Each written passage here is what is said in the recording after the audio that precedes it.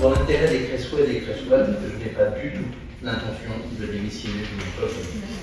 Voilà, la séance du conseil municipal est close. Donc maintenant, je vous propose que nous passions au vote. Qui est pour? 1, 2, 3, 4, 5, 6, 7, 8, 9. Pourtant, tout à deux voix, donc vous levez deux fois la main, mais moi je dois en compter qu'une seule. Alors on commence. 1, 2, 3, 4, 5, 6, 7, 8, 9, 10, 11, 12, 13, 14, 15, 16. Donc, voilà. Qui s'abstient? Qui est contre?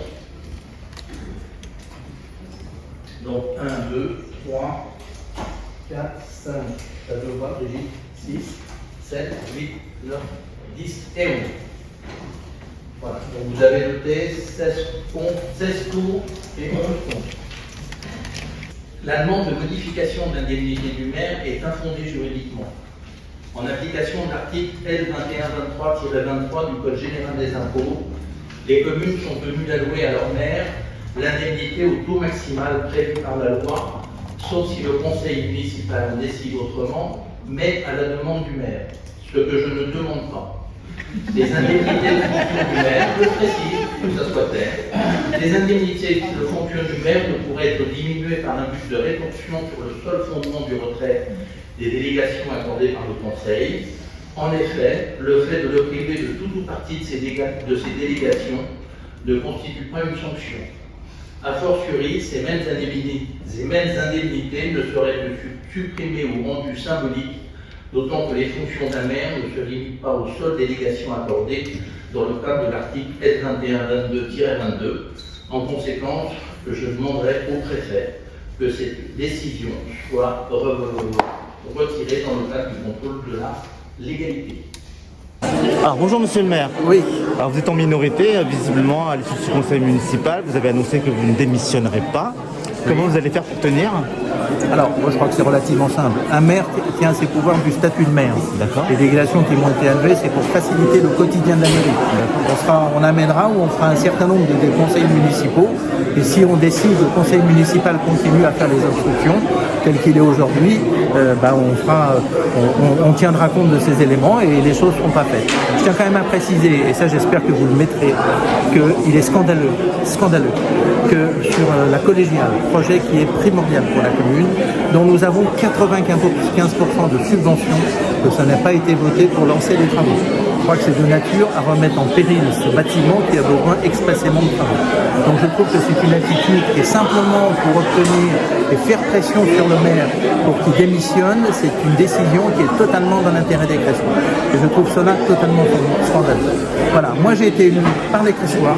Donc si on doit à un moment ou à un autre changer de maire, ça sera aux Cressois de décider.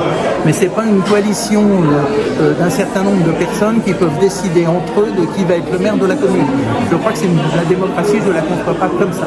Donc si à un moment ou à un autre, il y a trop de blocage, je prendrai les décisions et on retournera tous devant les électeurs et c'est les électeurs qui décideront quelle équipe et quel maire ils veulent. Mais pas par une espèce de machination et de pression qui est faite sur un maire qui a été légitimement élu et qui est actuellement représentant de la commune, de prendre des décisions qui sont anormales comme celles qui ont été prises. Comme notamment le fonds de soutien pour la solidarité des gens et d'habitat, le FSF. Tout ça est totalement anormal, je vous le dis, mais c'est pas pour autant que je vais démissionner parce que j'ai pris des engagements au travers des Cressois. Et comme je l'ai dit, dans l'intérêt des Cressois, je ne démissionnerai pas. Et si on doit changer de maire, c'est les Cressois qui doivent décider et personne d'autre. Votre équipe va être réaménagée, je suppose, puisque une partie de vos agents ont démissionné. Est-ce que vous avez déjà reconstitué une équipe? Il n'y a pas... Là, aujourd'hui, je travaillerai avec les adjoints tels qu'ils sont, les conseillers tels qu'ils sont, les délégués tels qu'ils sont, les services administratifs tels qu'ils sont. Vu qu'un certain nombre de choses n'ont pas été votées, il y aura un peu moins de travail à faire et on fera les commissions et on fera avancer. Et si à un moment on s'aperçoit que le blocage est trop profond, on se débrouillera pour donner la parole aux Cressois et pas simplement une coalition d'un moment de gens qui ne s'entendaient pas à une certaine époque et qui maintenant vont décider entre eux de choisir un maire sans que cela soit soumis aux Cressois. Je trouve ça pas très démocratique. Bien. Merci beaucoup, monsieur le maire. Bonjour Madame Adet, bonjour Monsieur Chimot, bonjour Madame Montanzio. Donc vous êtes regroupés dans un seul groupe maintenant aujourd'hui, un groupe d'opposition composé de 16 élus. Madame Tanzo, vous êtes la présidente de ce groupe, élue à l'unanimité, hein, si vous validez. Aujourd'hui, donc, vous avez pratiquement voté contre l'ensemble, mis à part 2-3 points du conseil municipal. Est-ce que c'était pas pour faire pression sur le maire pour qu'il démissionne?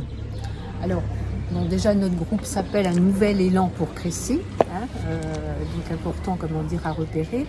Les votes contre que nous avons émis ne sont pas essentiellement pour faire bouger Monsieur le maire.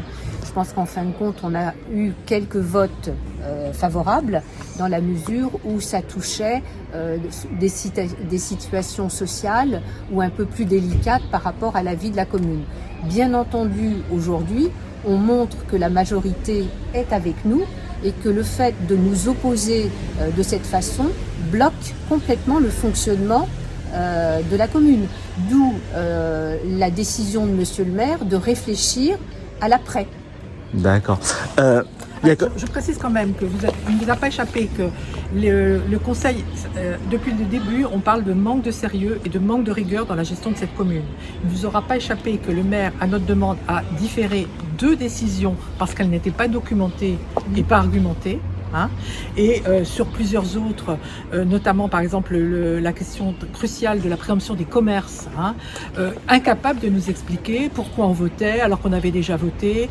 Enfin, il y avait énormément de points sur lesquels on voit, sur le DESM, on n'avait aucun chiffre, on n'a pas voté que c'était pas l'idée, c'est pas de bloquer pour bloquer.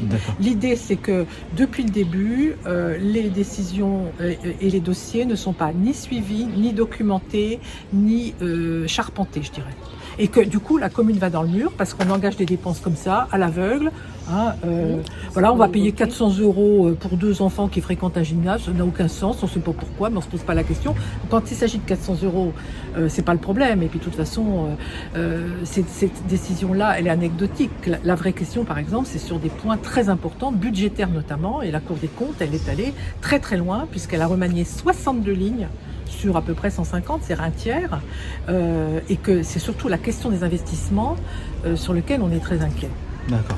Il vous reproche en particulier d'avoir voté contre la subvention sur la collégiale, qui représente la subvention qui représente 95% du budget des travaux.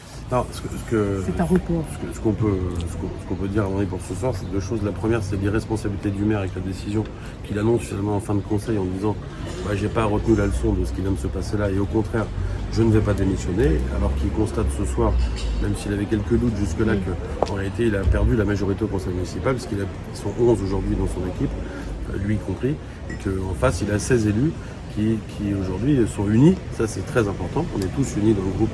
Et on a une présidente qui représente le groupe et des élus qui travaillent leur dossier, puisque les 16 élus ont travaillé leur dossier hier soir pour faire ce qu'on a fait, les interventions qu'on a eues ce soir. Ça, c'est le premier point. Donc d'une part, pour moi, sa décision et ce qu'il annonce ce soir, c'est irresponsable. C'est lui qui est à l'origine du blocage de ce qui se passe à Crécy. Et puis le deuxième point, c'est qu'en réalité, il continue, il n'a toujours pas retenu la leçon, il continue effectivement à travailler dans l'amateurisme, sans connaître les chiffres, sans répondre aux questions. Nous, on ne veut pas engager pour les Créçois le budget de Crécy-la-Chapelle, les deniers publics, sans avoir les tenants et les aboutissants. Et c'est ce qui s'est passé toute la soirée. Donc c'est pas, pour nous, l'objectif ce n'est pas de bloquer, pas du tout. L'objectif pour nous, c'est de savoir ce qu'on fait de l'argent public et l'avenir de la commune et des habitants. C'est ça l'objectif. Et là, il a retenu aucune leçon, au contraire, il reste quasiment stoïque dans sa position, celle qu'il a depuis toujours, en disant voilà, tout va bien, etc. Et pour l'histoire de la collégiale, la collégiale elle a 800 ans, donc je pense qu'elle peut attendre 6 mois pour les ou un mois, hein, il suffit. Ou un mois, bien sûr. C'est différé, hein. Bien sûr, c'est juste différé. Je suis d'accord avec Marie-Noël. C'est juste différé. On s'oppose bien sûr pas du tout à ça. Mais on veut des réponses. On veut des réponses et on veut des projets qui nous soient présentés. Et ce soir, encore une fois, on n'avait pas les éléments pour pouvoir voter en notre âme et conscience. Non, tout à fait. En nos âmes et conscience.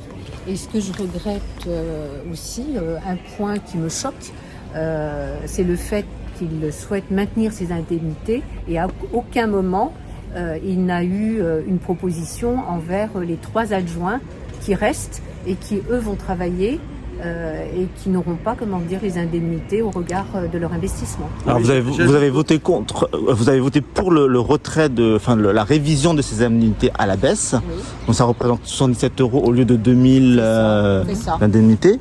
Là, il va soumettre ce vote-là au contrôle de légalité.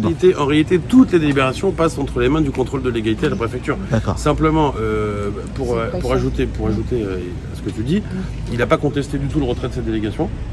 Il n'a pas à un moment contesté en disant voilà, je m'oppose, etc. Il n'a pas dit ça, il a juste contesté le retrait de ses indemnités. Donc moi ça m'interroge quand même. Oui aussi, Voilà. c'est ça. On ne s'est pas C'est pas concerté. concerté là, mais je pense qu'on a le même étonnement. Ouais. Enfin, moi je dirais même que la situation est grotesque. N'importe quel, je dirais, élu normalement constitué, il est un démocrate, il se plie au suffrage. Hein, voilà, il y a la majorité. Surtout que la majorité, elle est quand même large. Hein. Ouais. Donc, je veux dire, il devrait avoir, je dirais, la dignité de se plier à notre demande. On est parfaitement capable, on connaît tous les dossiers par cœur. Vous avez vu à quel point on peut être pointu. On a des compétences extrêmement variées. On est une équipe très solide. Et je pense qu'il est urgent qu'il démissionne, qu'il serve les intérêts de sa ville et qu'il démissionne. Je crois qu'on peut déplorer surtout l'image que son attitude, l'image de la commune qui est renvoyée, quoi. C'est malheureux, mais l'image de la commune, du coup. C'est grotesque qu'ils s'obstinent alors que peut-être les chiffres parlent d'eux-mêmes. Réaccentuer sur le fait que sur l'ex-majorité, sur 8 adjoints, aujourd'hui, il n'en reste que 3. Voilà, donc en fin de compte, on n'arrive pas à ce point-là, comme je l'ai évoqué, dans le préambule, c'est, je dirais, un scénario qui existe depuis des mois et des mois. On est dans la médiation, dans la remise en question, mais on n'est pas dans des travaux de fond. Voilà, donc c'est aujourd'hui, on en arrive là. Bon, c'est très dommageable. Moi, je suis sur la commune depuis une vingtaine d'années. Je n'ai jamais vu ça. Voilà. Et je déplore tout à fait, cette attitude irresponsable et oui, et puis vis-à-vis des Gressois, je trouve que c'est très dommage. Il y a quand même 5 adjoints qui démissionnent. Alors pour rappel, combien d'élus de l'ancienne dans la majorité a rejoint l'opposition alors On est 9. 9. Sur combien de... Sur 20. Sur 20. Voilà. Je ne D'accord. dirais pas que c'est des élus de la majorité qui ont rejoint l'opposition. Je dirais qu'on s'est retrouvé sur des points essentiels et surtout sur les problèmes de gestion et que, en fait, on s'est retrouvé autour de valeurs communes. Problème de gestion et problème de budget. Exactement. Voilà. Et c'est là où, en fin de compte... Et de transparence. Voilà. De prise de problème aussi quand même d'absence totale de respect et de la place. Hein, parce que, par exemple, le fait de nous faire voter a posteriori sur des projets déjà déposés ou des conventions déjà signées, il nous a fait ça. Hein. Il a été capable une fois d'avoir déjà signé la convention et de nous demander l'autorisation de la signer après coup. Là, on est carrément dans l'abus de pouvoir. Hein. Et donc, encore une fois, nous, en tant qu'opposition, on est monté au créneau plusieurs fois et à chaque fois, on a eu gain de cause. Je veux dire, il y a un moment, il faut que ça s'arrête. Encore une fois, il faut qu'il se plie aux règles de la démocratie. On a eu un exercice de style en termes de non-écoute. Puisque on pensait quand même aujourd'hui pouvoir évoquer certaines lignes budgétaires et avis de la Chambre des comptes, ça n'a pas pu se faire.